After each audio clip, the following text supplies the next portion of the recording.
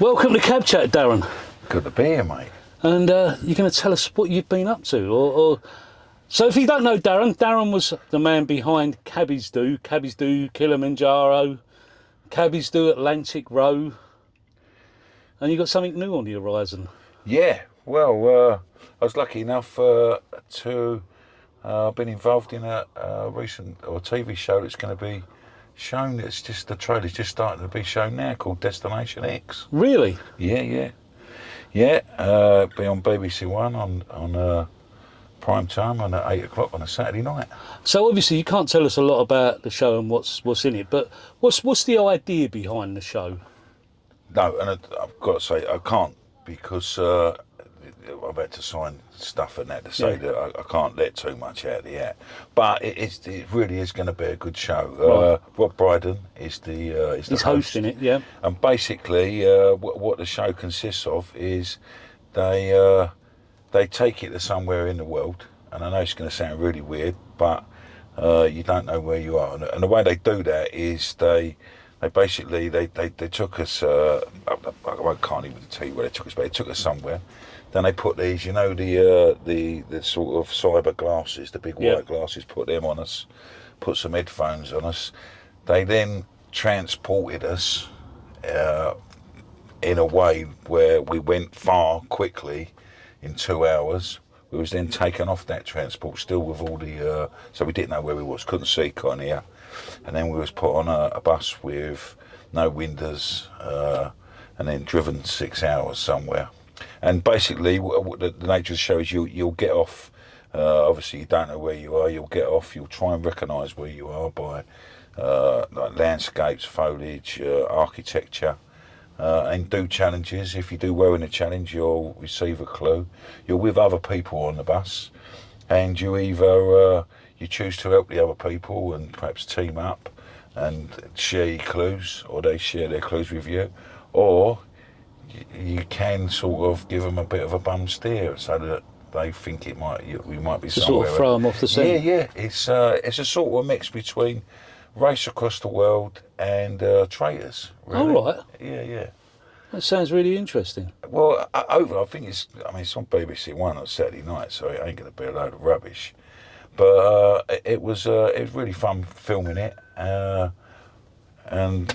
Yeah, there's some great shots in it. That some of the places where we ended up, where we were, are breathtaking. I can tell you that. Gobsmackingly beautiful, remote. They weren't all remote, but yeah. So previously you did Kilimanjaro twice. I did. Yes. And obviously that was quite well documented, and there was a few of you did it the first time. Was it 4 of you? And then how many was it done it the second time? So the 3 of us went back and done it again. Well, we done Maru and Kili back to back, and then we had 10 cab. We met 10 cab drivers. So there was 13 of you that did it in the end. Yeah, which was at the start. Before COVID, a lot more cabbies had signed up to do it. Yeah. But obviously, with the financial pressures of COVID and that, quite a few dropped out. But yeah, 10 still went and done it, and a fantastic experience. I recommend anyone, to go and do something like that. It don't matter how. We're not exactly. More. Speak for yourself. More Mexican wrestler than. More sumo wrestler than mountain climber. Yeah, tell me about it, mate. But that don't mean if you want to go and do something, that's all we've done. And that was one of the things that really drove us on, to do that. At the end of the day, we're all cab drivers. Yeah. Like a bacon sandwich and a pint of beer. But it don't mean if you're right up here and you train enough. The sky's the limit to what you can go and do. Yeah. The thing that I've found most, because you've just been telling us some stories about doing Atlantic Row, and so initially there was 4 of you going to do it. One pulled out, and then you got someone else in, and then there was still 4 of you, and then obviously John had to fall out due to sad circumstances. Yeah. So there was just the 3 of you: you, Stuart, and Bob. Bob, yeah. And so you were saying that you'd never ever rowed a boat before in your life? No. That's the gospel truth. When the idea came about, I contacted a guy and said, look, I'm interested in rowing the Atlantic. Like, what have I got to do? He said, look, how much of experience have you got? I said absolutely none. No. So he gave me a few numbers on that, which I contacted, and I spoke to a couple of people, which he gave me, obviously. And then 3 days later, he phoned me back. This was, he actually had his own ocean guy rowing boat. And he phoned me back. He said, look, I've had a look at your Instagram, your Cabbies Do Instagram site. I love the charities that you're raising money for. He said, and it seemed like sort of, are you all right and that? He said, if you're serious about rowing the Atlantic, I'll lend you my boat. So that was it, and that was the hook then. And yeah, we just sort of run with it from there. So a lot of people might be under the misconception that, you know, it was a couple of days to row across the Atlantic. Just tell everyone, from the time of leaving the UK, yeah, to the time of getting back to the UK, how long was that? So we was a month in Lanzarote getting the boat ready. I know that seems like, but it did. There was loads still to do to the boat. We was 2 months, 60 days rowing across the Atlantic, and actually I only spent 3 days in Antigua and flew straight home. Flew straight home. Yeah. So you're talking about what, just over 3 months? 3 months, yeah. Just over 3 months to row the Atlantic. Yeah. Which is. Don't get me wrong, absolutely fantastic experience. I mean, the things we see, the times we had, and there was dark times, and there was good times, but we've seen some stuff that some people will never ever see, you know. Yeah. But fantastic experience, and again, and I know this sounds a bit excessive, but anyone can go and row the Atlantic. You know, if you really want to do it, it's one of the extreme things in the world you can still go and do. One of the elite clubs you can still join. In fact, there's more people climbed Everest, there's more people been to space than rowed the Atlantic. Yeah. And it's always a good one around the dinner table.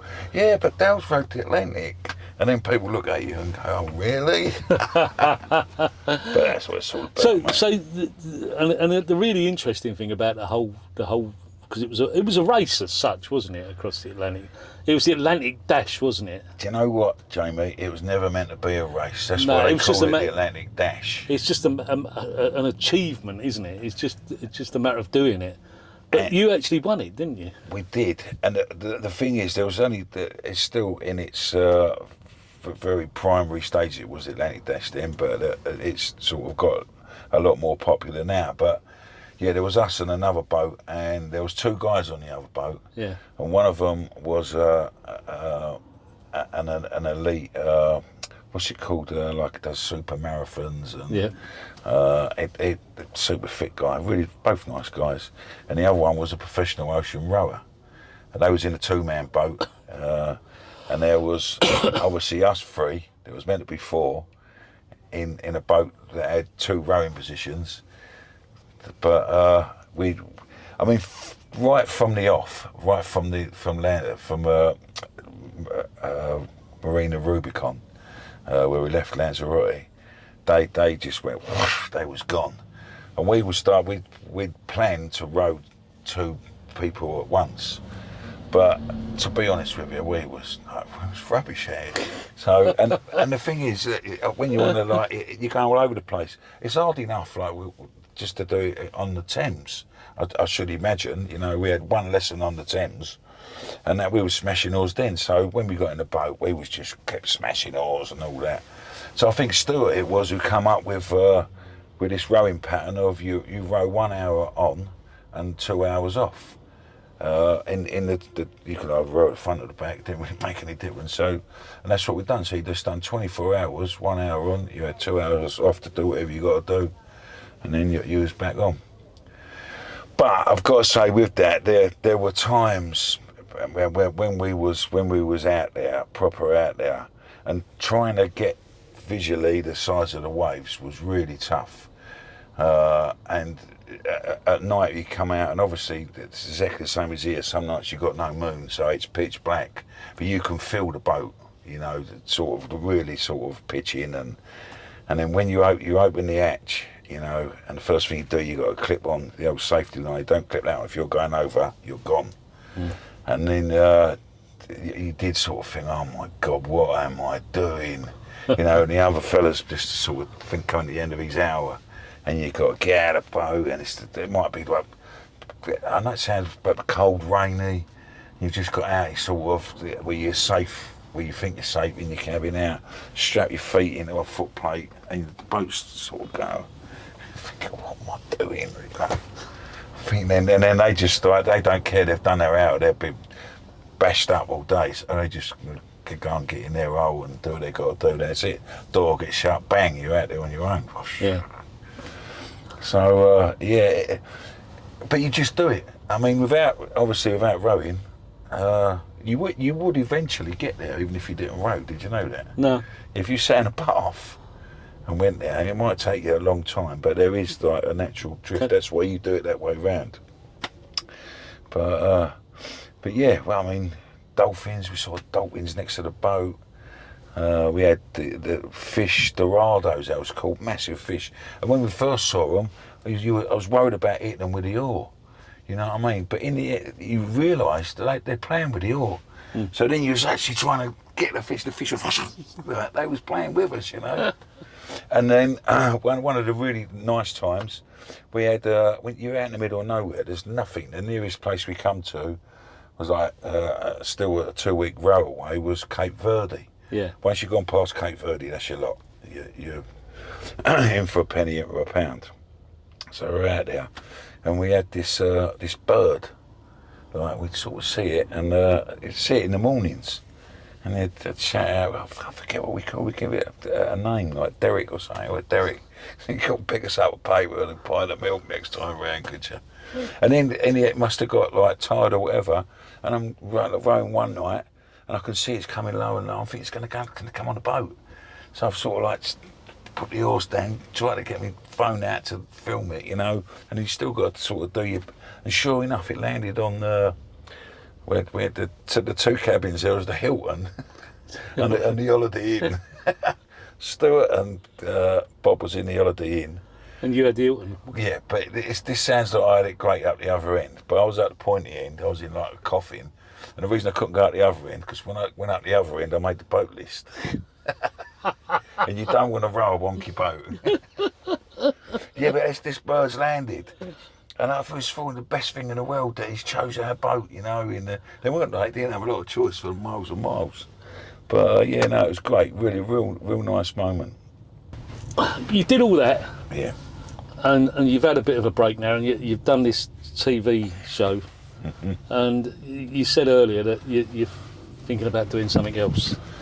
You said you still want to do something. Yeah. Right. Cabbies Do. I mean, we let the website go this year, didn't we? We did. But we can always re-register that, because I don't think anyone will register. Well, yeah. And we appreciate obviously what you've done with that for us. So, as you know, the row was the end of my knee, so I had to have a complete... well, that was one of the reasons you didn't do anything the following year, exactly. wasn't it? But I'm back where I was, basically. Yeah. I'm back to really overweight, and I've come to realise that... You need to do something again. I know, my missus ain't pleased. But I'm currently... Yeah, I've got the bug again. So, and what I will say is, it won't just be a walking over Shooters Hill or something. It'll be something worth doing. And when we do it, we want as many cabbies to come and do it with us. They know now if we say we're going to do something, we're going to do it. It'll be organised properly, and it'll really be a feather there, and they'll be able to put in their cap and say, we've gone and done this. So watch this space. So just so that if anyone that's watching wants to come along with whatever you're going to do, Yeah. what year are you planning towards? Honestly don't know. 27? I honestly don't know. So Be too late for next year now, wouldn't it? So well, yeah, and it's what we've learned by doing the other ones is, one, you can't have too much time, and you because you people also have can't too much little. time to change Yeah. their minds. Oh, something comes up and blah blah, and you can't have too little time because we want people to do it. So Yeah. people that need to get fit, we don't want them to sort of get there. We will, if what we're doing needs training for, it will do. It'll be something where you'll need to be at a certain fitness. We will go and do some training stuff, and we learnt on the other one, people that didn't take the training side seriously Suffered. as they should do, Yeah. suffered. It's stupid things, Jamie. Like having a rucksack. Know what you got in your rucksack. If it starts raining, you got waterproofs, blah blah blah. Have you got snacks? Do you need a tissue? And where is it? And and some people think, yeah, of course I have. Yeah. And then we literally got to the foot of Killy, and someone didn't know how to fill their water bottle up or do the sucky, what they call camelback. Yeah. And so embarrassed. We're at the foot of, like, started with the first day of Kilimanjaro, and someone don't know how to do that. And Most simple things. Yeah, you got other like walking groups. All really, they're going to go and do Killy. They don't know how to do that. So all I will say is, if when we do say what we're going to do, if you do want to do it, go with it with full gusto. You enjoy it, and you will enjoy it more if you're comfortable, if you know what you're doing, and yeah. So what would you say to anyone that's thinking about joining you? Do it. I mean, like, well, I like to say, not my motto, but I say it a lot. You only get one life. Look after it, but go and live it. Sooner or later, you'll be too old or whatever reason, and you'll think, what, I wish I'd have gone and done that. Well, I won't. At least at some point, I'll be saying. I mean, at the moment, I'm just sort of getting better than that, but cool. You know what I mean? I'm glad I've gone and done all that, and I can talk about it, and don't let it wait or stop you. This is a really good thing to get your head round it, get a little bit fitter. Obviously I love beer, I love pie and mash, but for that little time, it's also nice to be fit and standing on the summit of Kilimanjaro, where you've walked up there. That feeling, mate, you can't buy it. If you could put it in a jar and sell it, you'd be a millionaire. Like finishing the last couple of rows right across the Atlantic, that feeling. If you could put that's all. Everything's worthwhile when you've done it. You ain't give up. You've gone through it, and there will be times where you think, oh, it's raining, don't want to go out tonight, don't want to go to the gym. I really fancy just having loads of bad food. Well, that's the things that stop you. That's what works for me. So if anyone else thinks that will do for them, you've drawn me out on this a little bit, Jamie. I will have to tell my wife that you've done this. So, just one last question before we finish up. Go on. Right? We're all taxi drivers. Yeah. Do you still enjoy driving a taxi? How long have you been driving a taxi? 20 years now. And do you still enjoy it? Love it. And that ain't no old ball. That I still, but I drive a cab. How I enjoy driving a cab, and I do a lot of hours. But yeah, I still enjoy talking to people. So if someone was to come to you and say, I'm thinking about doing the knowledge, would you recommend I do it? Yeah, one tomorrow. Can't do it, and all this. Can't do it the other way. They might as well go and work for the other people or whatever. There's nothing like being a London cabbie. From day one, I've been proud to be a London cabbie. And you go anywhere in the world, right, on your holidays or whatever, and talk to someone and say, "What'd you do?" Say, "I'm a London cabbie." Oh, you're it. they want to know more about it. You know, we've still got that reputation across the world, and we've earned that because we've gone and done the knowledge. So yeah, I honestly, I still love driving a cab, and I wouldn't have got to do any of the stuff I'd have done if it weren't for doing the knowledge, becoming a cabbie, and that's where we are.